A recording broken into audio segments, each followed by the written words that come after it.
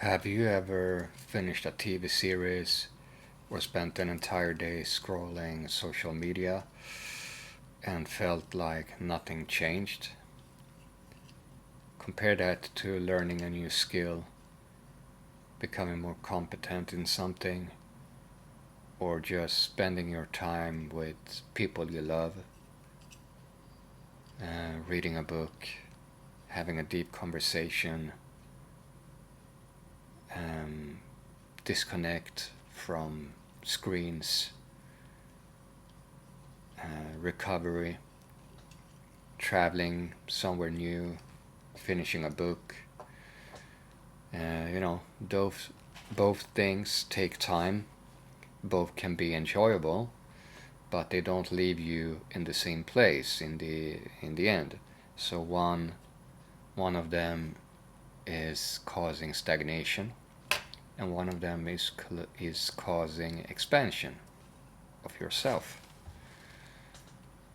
So entertainment isn't an enemy or your enemy. I love video games. I love movies. I love relaxing. I love,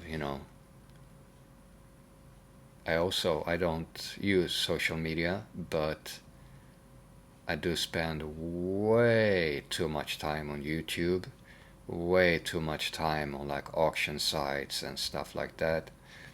So, I'm far from perfect. But I also know that what activities enriches my life the most in the end. Um, so there's nothing wrong in it. It can be a great recovery and, joyful to do those kinds of activities. But um, activities that enrich your life at the same time, that can be both fun, joyful, and enriching, are things like, learning a language, can be cooking food, spend time with your loved ones, training, reading, building something, traveling, deep conversation, going out, socializing, going to even to a psychologist or therapist, speaking about your problems, not keeping them within yourself, or changing your psychology or therapist because they didn't, because they sucked or they couldn't figure you out, or finally going to the doctor, checking up on that thing that you should been that you should have been doing for a long time ago. So the important distinction is that entertainment changes your mood and enrichment changes you. And I think that's one of the biggest differences. So you can combine entertainment and something that evolves you, that expands you, and I call that enrichment. Um, I'm not saying you should remove entertainment, because I certainly don't. What I'm saying is that make sure enrichment has a permanent place in your life, a consistent place in your life, because enrichment compounds and entertainment usually doesn't. Um, you know, I love movies, I love gaming, for instance. But if all I did was consume, I wouldn't be the person I am today. Not that I'm anything special. I don't think that highly of myself, but I can only speak for myself compared to where I have been, or where I used to be, or where I could have been if I didn't take the time to do activities that enrich me. So I also want to talk more about this, that no, your life, you won't go from depressed to being totally joyful and fulfilled just by doing certain activities. But if you reallocate time, for instance, if you don't feel good and you reallocate time and energy and effort to, both activities that are good for you, to socialize, even if it sucks and if you're shy, to call someone special or call a family member or old friend, to take the time to go to a therapist, to go to the gym even if it sucks, to eat healthy even if you don't like the taste as much, or even if it takes time and you don't feel like it.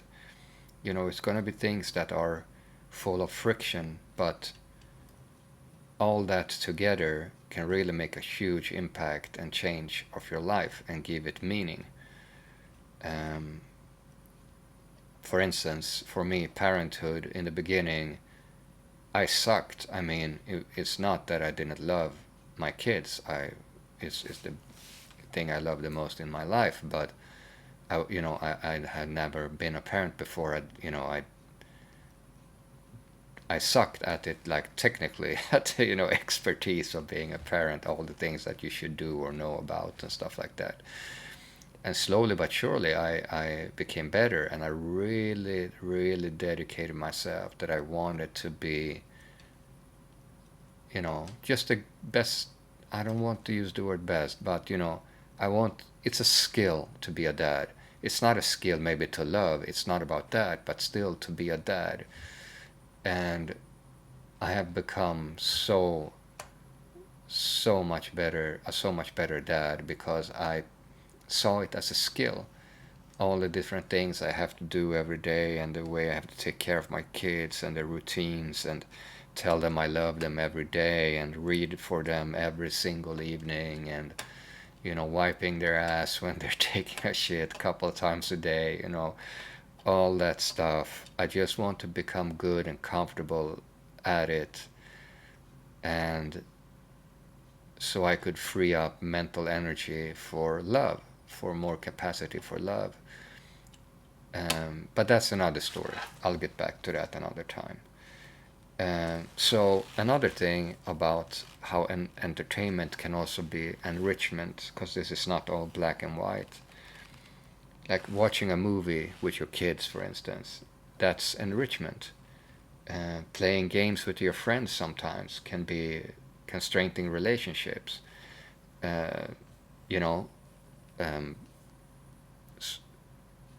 going out and you know paying too much for a coffee out,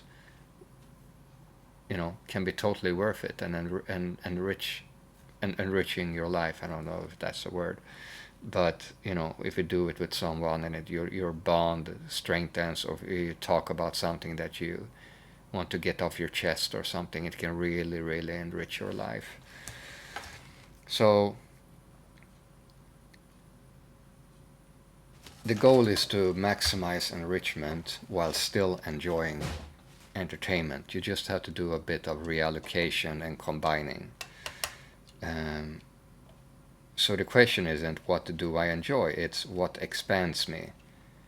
Uh, if you consistently ask yourself that, your life becomes richer almost automatically over time.